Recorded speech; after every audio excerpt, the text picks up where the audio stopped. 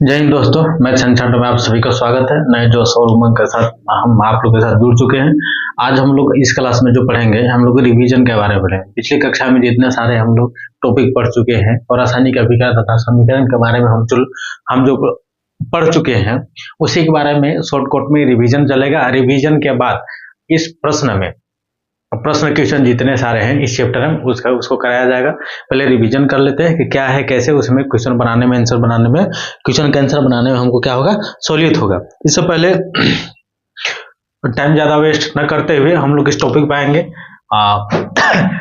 Chapter का क्या नाम है? रासायनिक अभिक्रिया एवं समीकरण। सबसे पहले हम लोग रासायनिक अभिक्रिया के बारे में समझेंगे। रासायनिक अभिक्रिया किसे कहते हैं? जब कोई एक पदार्थ अकेले ही या किसी दूसरे पदार्थ से क्रिया करके एक या एक से अधिक पदार्थ का निर्माण करता है तो उसे रासायनिक अभिक्रिया कहते हैं। जैसे में देखिए,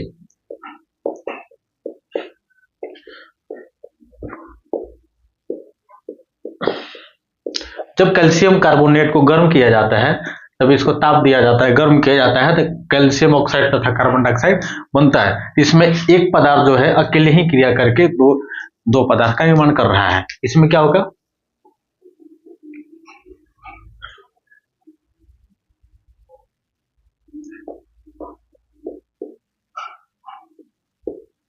और इसमें क्या है? जब एक पदार्थ किसी दूसरे पदार्थ से क्रिया करके एक या एक से अधिक पदार्थ का निर्माण करता है, इसे क्या कहते हैं? हम रासायनिक अभिक्रिया कहते हैं।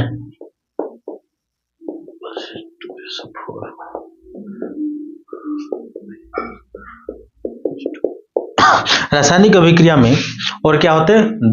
दो चीज होते हैं। एक होते हैं अभिकारक और दूसरा होता है उत्पाद। क्या होता है? एक अभिकारक, दूसरा उत्पाद। तो इस साइड जो इतना सारा है, तीर का बायां साइड जो इतना ही दिख रहा है, ये क्या कहलाता है? अभिकारक कहलाता है, अभिकारक। और तीर चिन्ह के दायां साइड जो है क्या कहलाता है? उत्पाद। अब देखिए, अभिकारक किसे कहते हैं? जो पदार्थ रासायनिक अभिक्रिया में भाग लेकर नए पदार्थ का निर्माण करते हैं उसे क्या कहते हैं? अभिकारक कहते हैं। और जो पदार्थ रासायनिक अभिक्रिया के फलस्वरूप जो नए पदार्थ बनते हैं उसे उत्पाद कहते हैं। अगर ये चीज आपको नहीं समझ में आ रहा है तो समझिए कि जो पदार्थ रासायनिक अभिक्रिया में भाग लेते हैं उसे अभिकारक कहते हैं। अभिकारक का जानने का सबसे आसान तरीका है, रासायनिक अभिक्रिया हमारे आस पास बहुत सारे होते हैं। रासायनिक अभिक्रिया का उदाहरण एक भी है कि भोजन का बनना। इसमें देखिए, हम चावल प्लस पानी दोनों को मिक्स करके जब हम इसको ताप देंगे, मतलब गर्म करेंगे, तो क्या बनेगा? भात बनेगा। तो जो इस रासायनिक अभिक्रिया कराने में जो वस्तु की हमें जरूरत है, ठीक है, वो क्या कहलाता है? अभिकारक। और जो इसके रासायनिक अभिक्रिया होने के बाद जो चीज बनता है वो क्या कहलाता है? उत्पाद कहलाता है। क्या कहलाता है? उत्पाद। ऐसे अगर सिंपल देखें तो रासायनिक अभिक्रिया में भाग लेकर नए पदार्थ का निर्माण करते हैं तो इसे क्या कहते हैं? अभिकारक कहते हैं। जो पदार्थ रासायनिक अभिक्रिया में भाग लेकर नए पदार्थ बनाते हैं उसे वो अभिकारक कहते हैं। और जो पदार्थ रासायनिक अभिक्रिया के फलस्वरूप जो चीज बनते हैं उसे क्या कहते हैं? उत्पाद कहते हैं। ठीक है।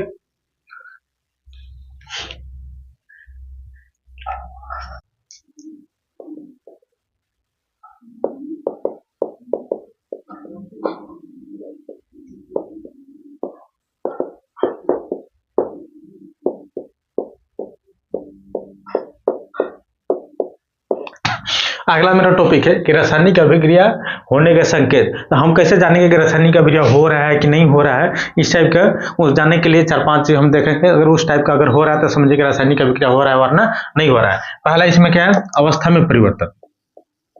अवस्था में परिवर्तन, यदि दो चीज को हम मिला देते हैं, क्या करते हैं? दो पदार्थ को मिला देते। पदार्थ में क्या, जब भी हम पदार्थ का नाम लेंगे इसका मतलब पदार्थ में तत्व भी रहेगा और यौगिक भी हो सकता है। जब हम दो तत्वों के या यौगिकों के या दो पदार्थों को मिलाएंगे तो उसका अवस्था में परिवर्तन हो जाएगा। तो समझना है कि रासायनिक अभिक्रिया हुआ है। अवस्था कितने प्रकार के होते हैं? एक ठोस, द्रव, गैस।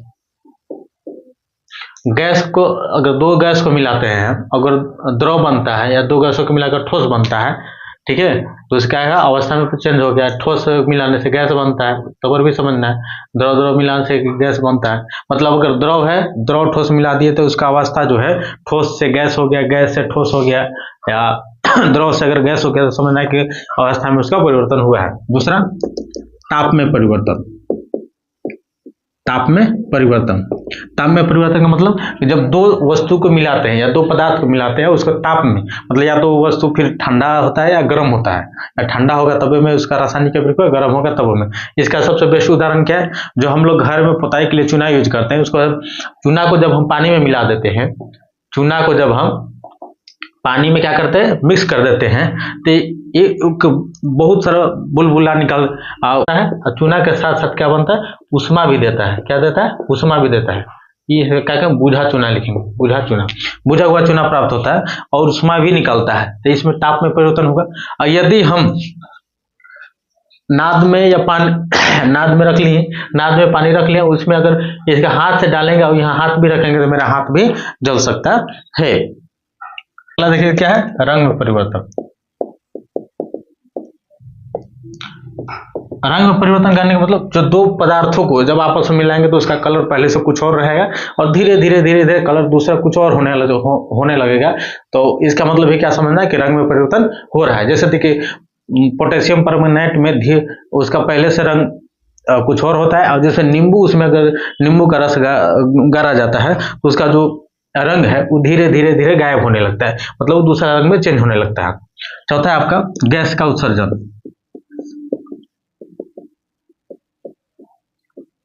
गैस का उत्सर्जन, गैस का उत्सर्जन करने के बाद जो चीज हम पदार्थ आपस में मिला दिए उसमें गैस निकलता है, तो इसका मतलब गैस का उत्सर्जन हो रहा है। पंचम, अवक्षेप का बनना।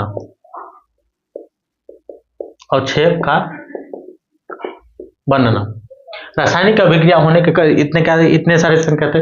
अवस्था में परिवर्तन हो रहा है, ताप में परिवर्तन हो रहा है, रंग में परिवर्तन हो रहा है, गैस का उत्सर्जन हो रहा है, मतलब गैस निकल रहा है। अवक्षेप का अगर बन रहा है तो फिर क्या समझना है कि रासायनिक अभिक्रिया हो रहा है। एक अभिक्रिया में ऐसा नहीं कि सब होगा, इसमें से एक अभिक्रिया में ये भी हो सकता है, ये भी हो सकता है, ये भी हो सकता है, इसमें से कोई भी एक भी हो सकता है और अनेक भी हो सकता है, तब पर भी समझना है कि रासायनिक अभिक्रिया हो रहा है।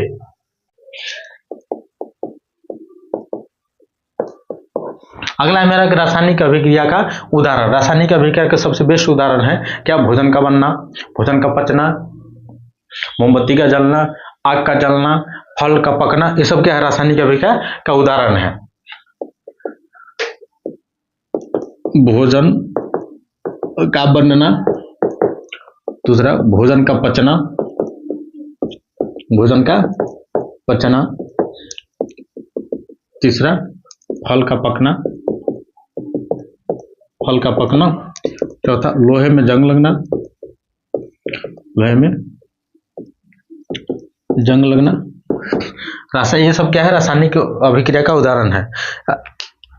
अगर ऐसा नहीं समझ में आ रहा है तो ऐसे देखिए कि रासायनिक अभिक्रिया में ऐसा परिवर्तन है, रासायनिक अभिक्रिया एक ऐसा परिवर्तन है जिसमें कोई परिवर्तन होने के बाद फिर एक बार अगर परिवर्तन हो गया तो उस परिवर्तन के बाद फिर अपनी अवस्था में वो नहीं आ सकता है, उसे एक बार वो क्या है, रासायनिक अभिक्रिया में होगा। जैसे देखिए अब भोजन का मतलब क्या है, चावल, चावल से यदि वो भात बन गया, क्या बन गया, चावल से यदि वो भात बन गया तो भात से फिर हम चावल नहीं बना सकते, इसलिए समझिए कि क्या हो गया कि भोजन का बनना रासायनिक अभिक्रिया।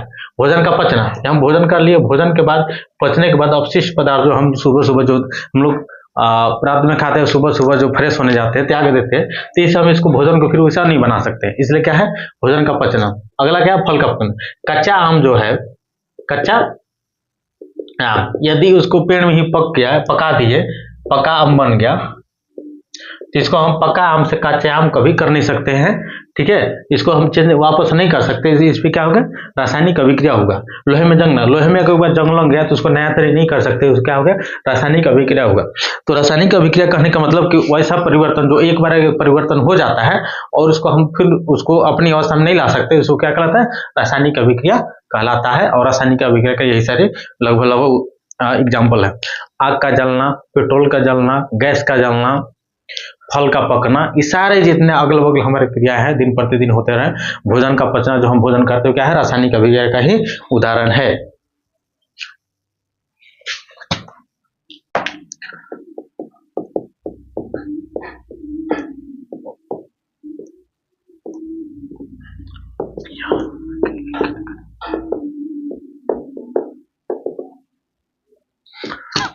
देखिए अगला जो मेरा टॉपिक है रासायनिक अभिक्रिया के लिखने का नियम। रासायनिक अभिक्रिया हम कैसे लिखेंगे? रासायनिक अभिक्रिया जो हम लिखेंगे उसके लिए क्या पहला नियम है कि अभिकारक जो है, अभिकारक हम बाएं साइड लिखते हैं। क्या लिखते हैं? बाएं साइड लिखते हैं। और उत्पाद जो है दाएं साइड लिखते हैं। उत्पाद क्या करते हैं? दाएं साइड लिखते हैं। अब इसमें तीर चिन्ह देते हैं। तीर चिन्ह क्या बताता है कि अभिक्रिया किस ओर हो रही है। अभिकारक किधर है तो इधर से अभिक्रिया इस साइड हो रहा है, यानी चावल और भात को मिला दे। क्या के चावल प्लस पानी को मिला दी, मिला देने के बाद क्या बनता है? भात। तो अभिक्रिया किस ओर हो रही है? इधर से इस ओर हो रही है। तो तीर चिन्ह ये बताता है कि अभिक्रिया किस ओर हो रही है। यदि इसमें अभिकारक एक या एक रहेगा तो सीधे रहेगा, एक से अधिक पदार्थ रहेगा इसको प्लस साइन द्वारा जोड़ दिया जाता है। इधर भी ज्यादा रहेगा तो इधर भी प्लस चिन्ह द्वारा जोड़ जाएगा। ये क्या बना? भात। भात के साथ क्या बना? मार। तो मार भी लिख सकते हैं हम।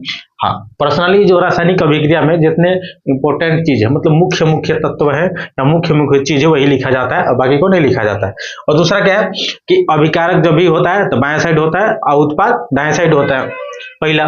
दूसरा क्या है कि इसको भी क्या करते हैं, बीच में अगर एक से अधिक पदार्थ रहेगा तो जोड़ देंगे, इधर भी एक से अधिक पदार्थ रहेगा तो जोड़ देंगे, जोड़ देंगे। और क्या है कि यदि गैस रहेगा, क्या रहेगा?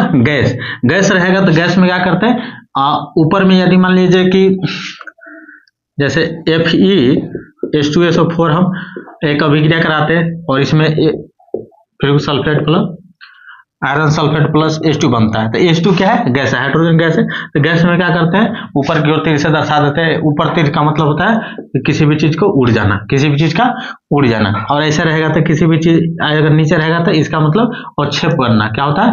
अवक्षेप का बनना, अवक्षेप का बनना। जहां जहां अवक्षेप बनेगा, अवक्षेप क्या कहलाता है?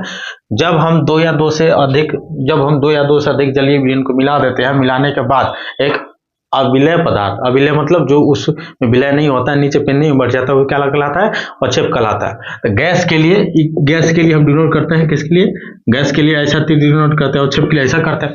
हाँ, इसी में यदि ताप देना रहेगा या दाब देना रहेगा या उत्प्रेरक देना रहेगा तो क्या लिखते हैं? तीर चिन्ह के ऊपर लिखते हैं। किसी भी अभिक्रिया कराने टाइम अगर उसमें ताप की जरूरत है कि दाब की जरूरत है कि उत्प्रेरक की जरूरत है, यहाँ लिख देना है। उत्प्रेरक का मतलब कोई भी रासायनिक अभिक्रिया की गति को बढ़ाना या घटाने का कोई पदार्थ जब काम करता है उसमें, जैसे दो अभिक्रिया करा है उसमें यदि एक पदार्थ हम डाल देते हैं, उसकी अभिक्रिया की गति बढ़ जाती है तो उसको क्या कहेंगे? उत्प्रेरक कहेंगे। उत्प्रेरक कहेंगे। और ताप का मतलब है क्या है? जैसे चावल और पानी डाल दी, इसमें भात अपने आप बन जाएगा? नहीं, इसके क्या चाहिए? ताप चाहिए, उष्मा चाहिए आपको। यहाँ हम क्या करेंगे? ताप लिख देंगे। रासायनिक अभिक्रिया के लिखने का नियम इतना ही है। इससे हम लोग इतना से हम लोग लिख सकते हैं, इससे ज्यादा नहीं है। अगला जो टॉपिक है आपका रासायनिक अभिक्रिया हो गया, लिखने का हो गया। हाँ,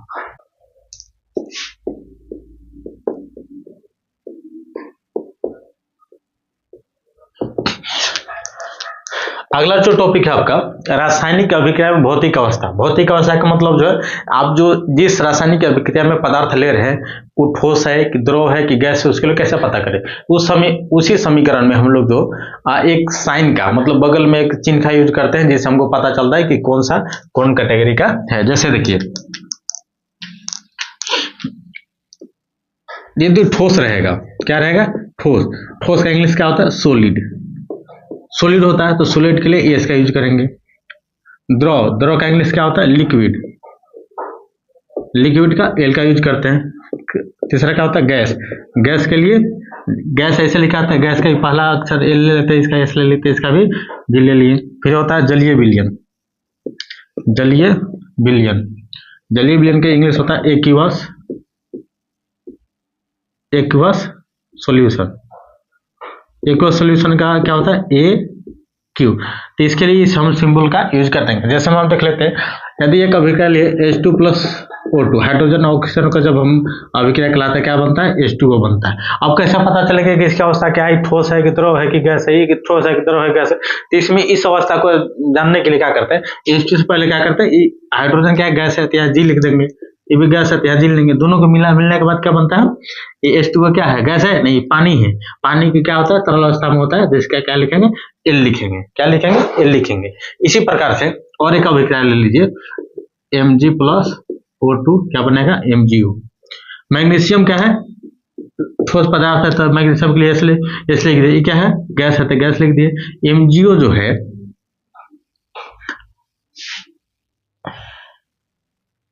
ये ठोस है, अभी गैस है तो क्या बनेगा, ये ठोस ही बनेगा। क्या बनेगा, ठोस ही बनेगा। तो इस प्रकार से जितने सारे हैं रासायनिक अभिक्रिया में भौतिक अवस्थाओं को इसी प्रकार से दर्शाया जाता है। यदि जलीय विलयन जहाँ कहेगा, जलीय विलयन कहेगा, मान लीजिए कि ये जलीय विलयन थे, यहाँ हम एक क्यों लिखते थे, ये जलीय विलयन रहता था, यहाँ एक क्यों लिखते थे। ठीक है, अब अगला टॉपिक देखिए।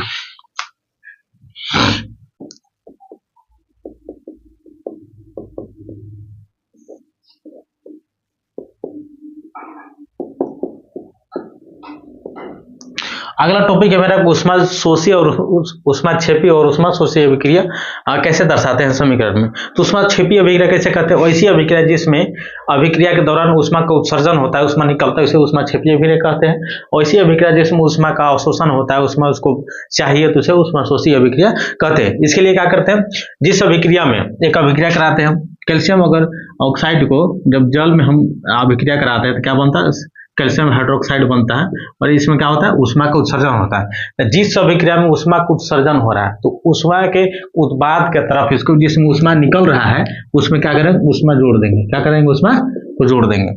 ठीक है, और जब इसको अगर हम इधर अगर लाना चाहें तो ऐसा तो जनरली इधर ही लिखा जाता है, प्लस में तो इधर माइनस कर सकते हैं, लेकिन जनरली उधर ही लिखा जाता है। और क्या N2+O2 को, नाइट्रोजन ऑक्सीजन को जब हम अभिक्रिया कराते हैं तो नाइट्रिक ऑक्साइड बनता है। क्या बनता है, नाइट्रिक ऑक्साइड बनता है। इसमें क्या होता है कि ऊष्मा इसमें निकलता नहीं है, इसको ऊष्मा चाहिए। इसको जब तक इसको हम ऊष्मा नहीं देंगे तब तक ये अभिक्रिया का ये ऑक्साइड जो है नाइट्रिक ऑक्साइड नहीं बनाएगा। तो नाइट्रिक ऑक्साइड बनाने के लिए इसमें क्या है, ऊष्मा इधर चाहिए। इसको हम ऐसे भी लिख सकते हैं, N2+O2+ ऊष्मा। लेकिन जनरली जो है ऊष्मा को हम लोग कहाँ दर्शाते हैं, उत्पाद की ओर दर्शाते हैं। जिस उत्पाद की ओर दर्शाते, इसलिए माइनस करके ऊष्मा कहते हैं। माइनस का मतलब कि इसको ऊष्मा चाहिए और प्लस का मतलब ऊष्मा ये निकाल रहा है। ठीक है, मेरा अभिक्रिया के शर्त, अभिक्रिया के शर्त, जितने सारे अभिक्रिया हैं, जितने सारे अभिक्रियाएं हैं, अभिक्रिया को क्या होता है, शर्त जो है कहाँ लिखा जाता है,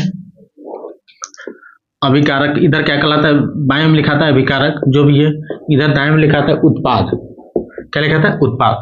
तो उत्पाद में ताप चाहिए कि दाब चाहिए कि उत्प्रेरक चाहिए, उसके लिए क्या हम लिखते हैं, ये तीर चिन्ह के ऊपर लिखते हैं। ताप चाहेगा तो ताप लिख देंगे, दाब चाहिए तो दाब लिख देंगे, प्रकाश चाहिए तो सूर्य का प्रकाश लिख देंगे, रोशनी चाहिए रोशनी लिख देंगे, उत्प्रेरक चाहिए उत्प्रेरक लिख देंगे। उत्प्रेरक का मतलब क्या होता है, जो रासायनिक अभिक्रिया की गति को बढ़ा दे या घटा दे उसे क्या कहते हैं, अभी उत्प्रेरक कहते हैं। ठीक है, अब हम लोग आगे की ओर चलते हैं। रासायनिक समीकरण, अगला टॉपिक है मेरा कि रासायनिक समीकरण किसे कहते हैं। किसी भी अभिक्रिया में भाग लेने वाले पदार्थों को संकेत एवं सूत्र के सहायता से संक्षिप्त रूप में लिखना ही समीकरण रासायनिक समीकरण कहलाता है। मतलब बहुत सारे चीज जो शब्दों में लिखा रहेगा उसको शॉर्टकट में उसके सूत्रों के द्वारा, संकेत के द्वारा छोटा में लिखना है, क्या कहलाता है, रासायनिक समीकरण कहलाता है। जो कि हम एग्जाम्पल के थ्रू से इसको हम डिस्कस करेंगे। पहला देखिए, जब हाइड्रोजन तथा क्लोरीन को के मिश्रण को सूर्य प्रकाश में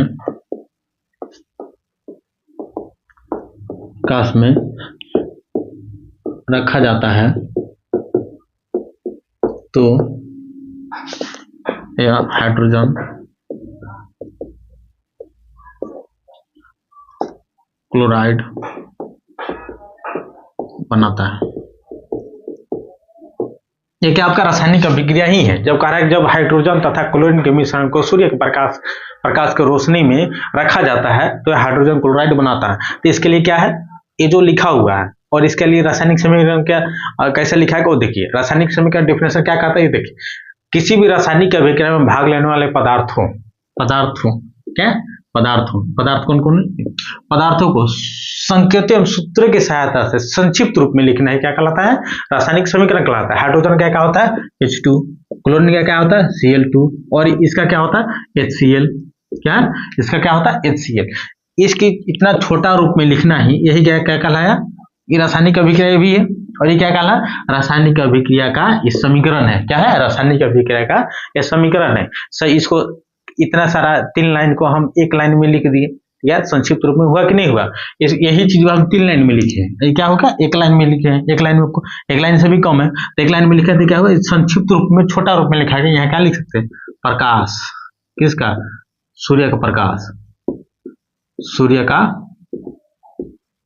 प्रकाश। ठीक है, अब समझ गए आप लोग रासायनिक समीकरण कैसे करते हैं। आगे हम लोग सीखेंगे रासायनिक समीकरण के प्रकार। यदि आप लोग को अगर डाउट होगा कितना जल्दी क्यों बता रहे थे, आज का क्लास जो है रिवीजन का क्लास है, जो कि हम पिछले कक्षाओं में बहुत सारा चीज हम लोग इसके बारे में विस्तृत रूप से डिस्कस कर चुके हैं, उसको जो कि हम आगे जो है उसे पढ़ेंगे। समीकरण के 2 प्रकार होते हैं, एक असंतुलित रासायनिक समीकरण, एक संतुलित रासायनिक समीकरण। असंतुलित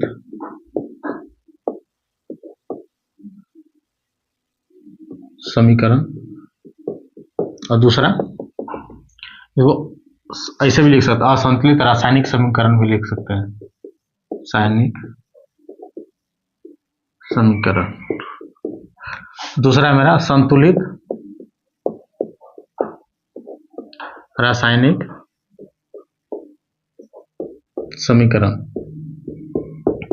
पहले तो हम देखेंगे असंतुलित रासायनिक समीकरण किसे कहते हैं, उसकी परिभाषा जान लेते हैं।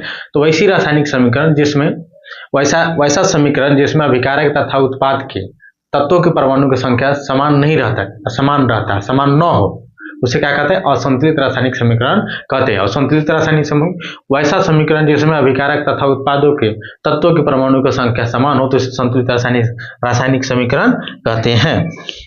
जैसा देखिए H2 + O2 और क्या बनाता है? H2O। ठीक है, अगर हम भौतिक अवस्था को देखो तो क्या है? ये गैस है, ये भी गैस है, ये लिक्विड है, तो यहाँ L कर दिए। द्रव है, L, द्रव के लिए L, गैस के लिए Gg हो गया। अब देखिए यहाँ क्या है? 2 यहाँ भी 2, तो यहाँ हाइड्रोजन 2, लेकिन ऑक्सीजन 2 नहीं है, तो ऑक्सीजन को 2। ये क्या है? तत्व देखिए, हाइड्रोजन जो तत्व है इसका परमाणु क्या है? 2 है, तो यहाँ भी 2। ये ऑक्सीजन जो तत्व है यहाँ परमाणु क्या है? यहाँ इसका 2, यहाँ भी 2, इसका यहाँ ऑक्सीजन का परमाणु क्या है? 1, यहाँ 2। तो क्या है कि अभी डिफिनेशन में क्या पढ़े थे? असंतुलित रासायनिक समीकरण का डिफिनेशन पढ़े थे कि वह समीकरण जिसमें अभिकारक के तत्वों के परमाणु की संख्या उत्पाद के तत्वों के परमाणु की संख्या समान न हो, तो क्या कहलाता है? असंतुलित रासायनिक समीकरण कहलाता है। ठीक है, असंतुलित रासायनिक समीकरण है, असंतुलित रासायनिक समीकरण है। ठीक है, इसको अब संतुलित रासायनिक समीकरण कैसे करते हैं? वैसा समीकरण जिसमें अभिकारक तथा उत्पाद के परमाणु की संख्या समान हो। देखिए कार्बन है, कार्बन तत्व है, ऑक्सीजन में क्या है? तत्व है, और कार्बन डाइऑक्साइड बनाता है। तो कार्बन इधर क्या है? एगो, यहाँ क्या है? 2। अभिकारक में तत्व के परमाणु की संख्या कार्बन में 1, ऑक्सीजन में 2, इसमें भी कार्बन में 1, ऑक्सीजन में क्या हुआ है? 2। ठीक है, तो क्या दोनों समान है, तो क्या कहलाएगा? संतुलित रासायनिक समीकरण। क्या कहलाएगा? संतुलित रासायनिक समीकरण। ठीक है, अब देखिए अगला टॉपिक है मेरा कि रासायनिक समीकरण को संतुलित करना क्यों जरूरी है। तो रासायनिक समीकरण में असंतुलित रासायनिक समीकरण को संतुलित रासायनिक समीकरण बनाना क्यों जरूरी है? तो एक नियम कहता है द्रव्यमान संरक्षण का नियम, जो आप लोग 9th क्लास में पढ़े होंगे। द्रव्यमान संरक्षण का नियम कहता है कि किसी भी अभिक्रिया में न किसी भी तत्व का या किसी भी पदार्थ तत्व या यौगिक का ना तो उसका निर्माण होता है न विनाश होता है, बस क्या होता है? उसका एक दूसरे से रूपांतरण होता है। जब किसी का न विनाश हुआ न निर्माण हुआ, तो जब इधर जितना है उतना भी उधर रहना चाहिए। तो इसी की वजह से द्रव्यमान संरक्षण का नियम को पालन करने के लिए असंतुलित को संतुलित रासायनिक समीकरण बनाया जाता है। तो असंतुलित को संतुलित रासायनिक समीकरण बनाने के लिए क्या करेंगे? तो किसी भी जिसमें जितना घटेगा उससे क्या करेंगे? गुणन करेंगे। गुणन का मतलब गुना करेंगे, कोफिशिएंट लगाएंगे। जैसे मान लीजिए 2, यहाँ हम 2 से गुना कर देंगे, तो क्या कहलाएगा? कोफिशिएंट कहलाएगा। अब देखिए जैसे H2 है, यहाँ क्या हुआ 2 गो, यहाँ भी 2 गो। अब इसको करने के लिए ऑक्सीजन यहाँ 2 गो, तो यहाँ 2 से गुना करना होगा, तो ये तो 2 गो हुआ, लेकिन ये 4 गो हो गया। ऑक्सीजन क्या हुआ, तो यहाँ भी 2 से गुना करिए। अब देखिए दोनों में सेम है, 2 दूना 4, इसे इसमें गुना हो जाता है, 2 दूना 4। हाइड्रोजन में क्या हुआ 4 गो, ऑक्सीजन 2 गो है, 2 दूना 4, हाइड्रोजन क्या हुआ 4 गो। अब यहाँ वाला इसे इसमें गुना होगा तो क्या होगा 2 गो, तो हाइड्रोजन 4 गो यहाँ भी, और यहाँ भी 4 गो, यहाँ भी 2 गो, यहाँ भी 2 गो, यानी कि असंतुलित से क्या बन गया, रासायनिक संतुलित, रासायनिक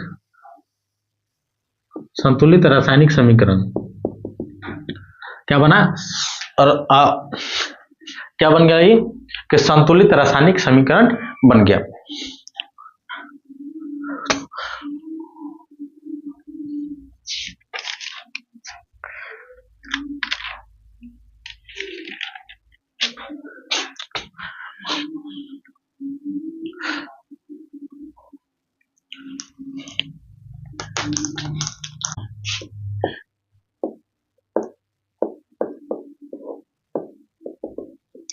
लाभ समीकरण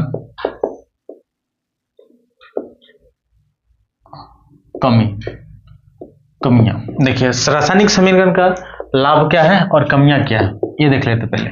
रासायनिक समीकरण का लाभ ये है कि बहुत बड़ा चीज जो लिखते हैं उसको हम छोटा चीज में रासायनिक समीकरण के द्वारा लिख सकते हैं। जो हम रासायनिक अभिक्रिया जो हम 3-4 लाइन में हम जो लिखते हैं उसको हम 1 लाइन में लिख सकते हैं, पहला। दूसरा क्या है कि रासायनिक समीकरण अभिक्रिया को लिखने में जो शब्दों के द्वारा जो ज्यादा टाइम लगता है उसको हम कम टाइम में लिख सकते हैं। और क्या कि इसका जो रासायनिक अभिक्रिया जो दर्शाया जा रहा है उसका द्रव्यमान भी निकाल सकते हैं, उसके तत्व परमाणु क्या है, परमाणु संख्या कितना है, न्यूट्रॉन जितना जो भी हम निकालना चाहें उसको हम निकाल सकते हैं। हाँ, इसका कमियां क्या है कि रासायनिक अभिक्रिया में बहुत सारा अभिक्रिया ऐसा है कि जो उसमें ताप निकलता है और किसी में ताप चाहिए, तो उसमें रासायनिक समीकरण में ये नहीं दिखा पाता, ये नहीं दिखता है किसमें ताप की जरूरत है, किसमें ताप निकल रहा है, कौन सा अभिक्रिया विस्फोट के द्वारा होगा। अगर ये सब हमें नहीं पता है तो उसके क्या हमारे शरीर को या हमें नुकसान पहुंच सकता है। इसके लिए क्या करते हैं, इसके लिए सबसे पहले हम एक जो शर्त बताए थे, अभिकारक और उत्पाद के बीच में क्या करते हैं लिख देते हैं।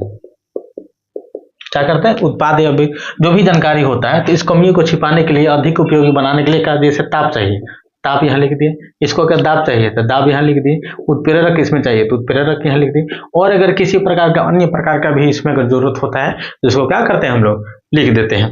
ठीक है, हाँ चा कुछ काम कर रहे हैं, आवत 5 मिनट में आवत है। रासायनिक समीकरण जो है तो अभिकारक तथा उत्पाद के बीच जितने सारे हैं, इसमें जो कमियां हैं, कमियां को छुपाने के लिए और अधिक उपयोगी बनाने के लिए, छुपाने के लिए अधिक उपयोगी बनाने के लिए, तो अधिक उपयोगी बनाने के लिए ताप दाब उत्प्रेरक जो है बीच में इसको क्या कर लेते हैं हम लिख लेते हैं। क्या करते हैं लिख लेते हैं। लिखने के बाद क्या होता है कि हमको जानकारी मिल जाता है। जैसे चूना में हम यदि जो चूना जल को मिला देते हैं तो उसमें ताप निकलता है, उष्मा निकलता है। क्या निकलता है, उष्मा निकलता है। तो चूना में जब हम जल मिलाते हैं तो क्या बनता है, कैल्शियम हाइड्रोक्साइड बनता है और इसमें उष्मा निकलता है। तो उष्मा यहाँ का हम उष्मा का क्या करते हैं, यहाँ को हम डिनोट कर देते हैं। इस उष्मा से हमको पता चलता है कि इसको हम सावधानी के द्वारा इसमें हमको अभिक्रिया कराया जाना चाहिए या करना चाहिए, नहीं तो हमको उष्मा के द्वारा हमें हाथ भी जल सकता है। ठीक है,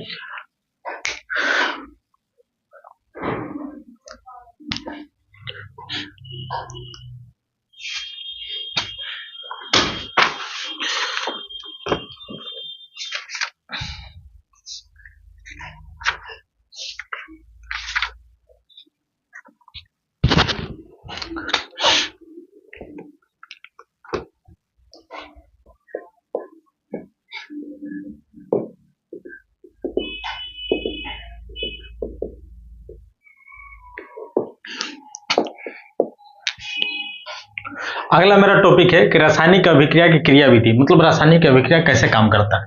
ठीक है, इसमें क्या होता है, रासायनिक अभिक्रिया में भाग लेने वाले अभिकारक के जो तत्व का अणु जो है पहले परमाणु में टूटता है, और परमाणु में टूट जाने के बाद वो फिर से अणु पुनर्संगठित होकर ये उत्पाद का अणु बनाता है और उत्पाद का निर्माण होता है। जैसे देखिए अभिकारक है, अभिकारक में जितने सारे तत्व हैं, ये सब जितने सारे तत्व के अणु हैं, क्या में टूटेगा? परमाणु में टूटेगा। क्या में टूट जाएगा? इसके अणु जो है, मान लीजिए बहुत सारे अणु, अणु क्या में टूटेगा? परमाणु में टूटेगा। तो उत्पाद जो है, अभिकारक के जितने तत्व के जितने सारे अणु हैं, अणु क्या में टूटता है? परमाणु में टूट जाए। परमाणु में टूट जाने के बाद, ठीक है, परमाणु में टूट जाने के बाद फिर पुनर्संगठित मतलब फिर से संगठित होता है, क्या में? अणु में। और जो अणु संगठित होता है, इसकी क्या बनता है? उत्पाद का अणु बन जाता है, जिससे इसका जो है गुण धर्म जो बदल जाता है, जैसा रहेगा इससे भी बदल जाएगा।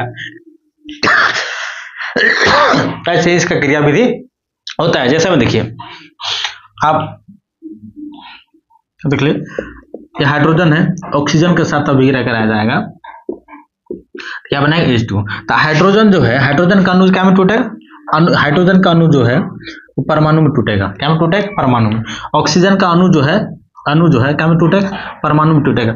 ये दोनों साथे साथे मिलके, जैसे हाइड्रोजन का अणु का मान लीजिए H हुआ, हाइड्रोजन का जो H2 है, इसका अणु जो है ये माने परमाणु में H टूट के हो गया, मान लीजिए ऑक्सीजन का अणु O हो गया, ठीक है। अब इसके साथ क्या किया कि अपने निश्चित अनुपात में जितना मिला, इसके अपने क्या बनाएगा? अणु बनाएगा। अणु जैसी बनाएगा, ये अलग अलग है, इसमें जैसे मिलके एक अणु बनाएगा, जो अणु के द्वारा जो बनेगा ये क्या बनता है? उत्पाद का अणु बन जाता है और उत्पाद का निर्माण हो जाता है। इसी प्रकार से हमारा रासायनिक अभिक्रिया का निर्माण होता है, वो कार्य करता है। फिर से देखिए, रासायनिक अभिक्रिया में भाग लेने वाले अभिकारक तथा उत्पाद के बीच के बंधन टूटने तथा जुड़ने से उत्पाद का निर्माण होता है। रासायनिक अभिक्रिया इसी की तरह काम करता है। आज के क्लास में हम लोग इतना ही रखते हैं। अगले क्लास में हम लोग सीखेंगे रासायनिक अभिक्रिया के प्रकार, संयोजन अभिक्रिया, वियोजन अभिक्रिया, विस्थापन अभिक्रिया, द्विविस्थापन अभिक्रिया, अवक्षेपण अभिक्रिया, उदासीनीकरण अभिक्रिया, ऊष्माक्षेपीय अभिक्रिया, ऊष्माशोषीय अभिक्रिया, उत्क्रमणीय अभिक्रिया, अनुत्क्रमणीय अभिक्रिया। अगला जो क्लास है बहुत ही इंटरेस्टिंग होने वाला है। क्या होने वाला है? बहुत ही इंटरेस्टिंग होने वाला है। इसलिए इस क्लास के साथ अगला क्लास भी जरूर देखें। जय हिंद, जय भारत, जय श्री कृष्ण।